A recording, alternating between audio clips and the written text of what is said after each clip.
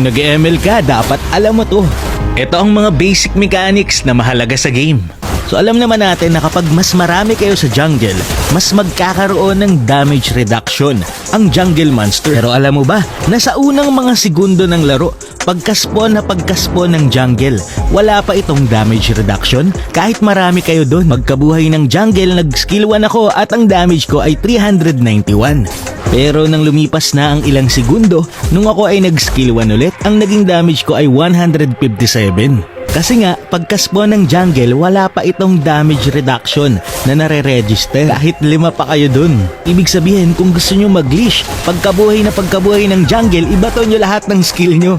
Tapos ayun, malolow health nyo agad ang jungle monster. Kasi nga, hindi pa nare-register doon sa jungle monster na marami kayo na nakapaligid sa kanya. Pwede itong gawin sa totoong game. Kaya napakita ko sa inyo. Basta pagkabato nyo, mag-out na agad kayo para makaabot kayo doon sa mga minion wave nyo. Mahalaga din na makuha agad ng jungle nyo ang kanyang unang buff para mas mabilis siyang makapagpa-level at mas mabilis siyang makarotate at magkakaroon agad kayo ng advantage sa game. Bago mag 2 minutes, makaka-respo agad ang jungler nyo.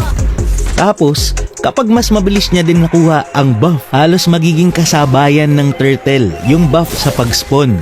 Kaya naman pwedeng magpa-level 5 ka muna bago ka mag-turtle at makakalamang ka sa retrihan sa kalaban. Kasi nga, the more na mas mataas ang level mo, mas mataas ang damage ng iyong retribution. Number 2, alam mo ba na hindi porket gold lane ka, mas malaki na lagi ang nakukuha mong gold kaysa sa ibang lane? Kasi kapag hindi mo na last hit ang mga minion wave, ang makukuha mong gold ay nasa 163 lamang. Samantalang yung nasa XP lane, kapag nilast hit niya lahat ng minion, ang makukuha niyang total gold ay 179. Kaya sobrang importante na malasit mo ang minion wave, lalo na kapag gold laner ka, para makuha mo ang full gold nito na umaabot ng 208. So ito yung gold comparison ng bawat lane kapag nalasit mo at kapag hindi mo nalasit.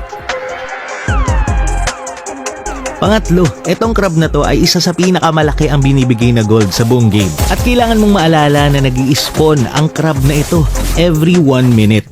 Ibig sabihin, kapag tinake down ko siya ng 2 minutes and 33 seconds, lalabas siya exactly 3 minutes and 33 seconds. So kapag jungler ka tapos yung gamit mong hero ay nakadepende talaga sa late game, pwede mong urasan to para makuha mo lagi yung crab at magkaroon ka ng gold advantage.